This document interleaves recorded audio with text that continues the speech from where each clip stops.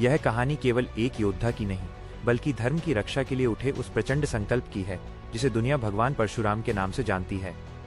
कल्पना कीजिए एक ऐसे समय की जब धरती पर राजाओं का अहंकार इतना बढ़ चुका था कि धर्म केवल शब्द बनकर रह गया था। शक्ति का मतलब न्याय नहीं, बल्कि डर था।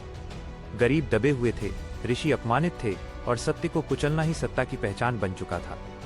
उसी अंधकार भरे समय में ईश्वर ने जन्म लिया, लेकिन किसी महल में नहीं, किसी सिंहासन के नीचे नहीं, बल्कि जंगल की शांति, तपस्या की आग और एक साधारण से आश्रम में। ऋषि जमदग्नि का आश्रम। चारों ओर हरियाली, शांति और वेदों की ध्वनि। ऋषि जमदग्नि स्वयं एक महान तपस्वी थे, संयम और ज्ञान के प्रतीक। उनकी पत्नी रेणुका एक पतिव्रता स्त्री जिनका जीवन ही तपस्या था। इसी आश्रम में जन्म हुआ एक बालक का, साधारण सा दिखने वाला, लेकिन उसकी आंखों में कुछ अलग था, एक ऐसी चमक जो सामान्य नहीं थी। उसका नाम रखा गया राम। बचपन से ही राम बाकी बच्चों से अलग थे। जब दूसरे बच्चे खेलते वो ध्यान में बैठे रहते। जब कोई शस्त्र को देखकर डरता, राम उसे उठाकर समझने की कोशिश करते। ऋषि जमदग्नि ने उन्हें वेद, शास्त्र, दर्शन और अस्त्र शस्त्र सभी की शिक्षा दी। लेकिन सबसे बड़ी शिक्षा जो राम ने सीखी वो ये थी कि अन्याय के सामने चुप रहना भी पाप है। समय बीतता गया और राम युवा हो गए। उसी आश्रम में एक दिव्य गौ थी, कामधेनु। वह कोई साधारण गाय नहीं थी, वह तपस्या का फल थी। जरूरत पड़ने पर वो सब कुछ प्रदान कर सकती थी। एक दिन वहां आया एक शक्तिशाली राजा, कार्तवीर्य अर्जुन। 1000 भुजाओं वाला, अपार शक्ति का स्वामी, लेकिन अहंकार से भरा हुआ। राजा ने आश्रम में आतिथ्य स्वीकार किया। कामधेनु ने उसकी सेना और उसके लिए भोजन की व्यवस्था की। राजा चकित रह गया, लेकिन चकित होने के साथ साथ उसके मन में लालच भी पैदा हो गया। उसने ऋषि जमदग्नि से कहा कि वो कामधेनु को अपने साथ ले जाना चाहता है। ऋषि ने शांत स्वर में मना कर दिया और कहा कि यह धन नहीं, तपस्या का फल है और इसे छीना नहीं जा सकता। राजा हंसा। उसे लगा कि शक्ति के आगे तपस्या कुछ नहीं। उसने बलपूर्वक कामधेनु को छीन लिया और चला गया।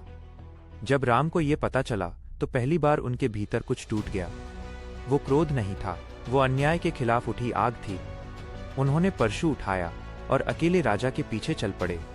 जो युद्ध हुआ वो असमान था, लेकिन सत्य के पक्ष में था। 1000 भुजाओं वाला राजा उस ब्राह्मण पुत्र के सामने टिक नहीं सका। राम ने कार्तवीर्य अर्जुन का वध कर दिया और कामधेनु को वापस आश्रम ले आए। लेकिन यह अंत नहीं था, बल्कि शुरुआत थी। राजा के पुत्रों ने बदला लेने का निश्चय किया।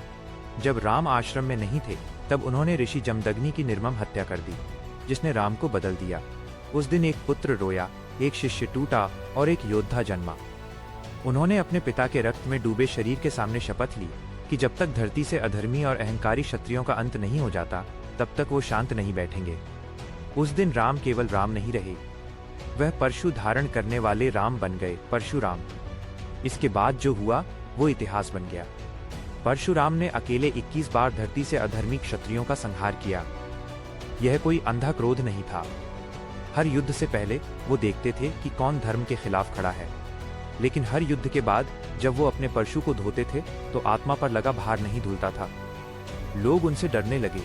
बच्चे उनका नाम सुनकर कांप जाते थे। लेकिन कोई नहीं जानता था कि रातों में परशुराम अकेले बैठकर अपने पिता को याद कर रोते थे।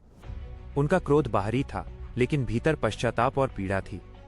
जब उनका संकल्प पूरा हुआ, तब उन्होंने संहार की भूमि ब्राह्मणों को दान कर दी। उन्होंने स्वयं सब कुछ त्याग दिया और महेंद्र पर्वत पर तपस्या में लीन हो गए। वर्षों तक उन्होंने ध्यान किया, अपने भीतर की आग को शांत किया। परशुराम केवल योद्धा नहीं थे, वो महान गुरु भी थे। भीष्म पितामह ने उनसे अस्त्र शस्त्र सीखे, द्रोणाचार्य ने उनसे शिक्षा ली, कर्ण भी उनके शिष्य बने। लेकिन सत्य छुपाने के कारण उन्हें श्राप मिला। वह श्राप क्रोध से नहीं, कर्म से जन्मा था। समय आया जब श्री राम ने शिव धनुष तोड़ा। परशुराम वहां पहुंचे, क्रोध से भरे हुए। लेकिन श्री राम की विनम्रता, उनका शांत स्वभाव और धर्म ने परशुराम के भीतर कुछ जगा दिया। उन्होंने पहचान लिया कि अब धर्म सुरक्षित हाथों में है। उसी क्षण उन्होंने अपना परशु त्याग दिया। परशुराम अमर हैं।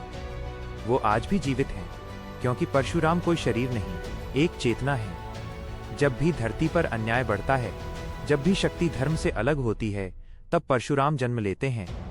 कभी तलवार के रूप में, कभी आवाज के रूप में, कभी किसी निडर इंसान के रूप में। यह कहानी केवल अतीत नहीं है, यह चेतावनी है। अगर सहनशीलता को कमजोरी समझ लिया गया तो परशुराम लौटेंगे, और जब परशुराम लौटते हैं तो इतिहास बदल जाता है। तो दोस्तों, ये थी भगवान परशुराम के साहस, त्याग और न्याय की वो अमर कहानी जो आज भी हमें अधर्म के खिलाफ खड़े होने की प्रेरणा देती है। आपको आज की ये कहानी कैसी लगी, और आप अगला वीडियो किस महापुरुष या पौराणिक गाथा पर देखना चाहते हैं? हमें कमेंट्स में अपनी राय जरूर बताएं।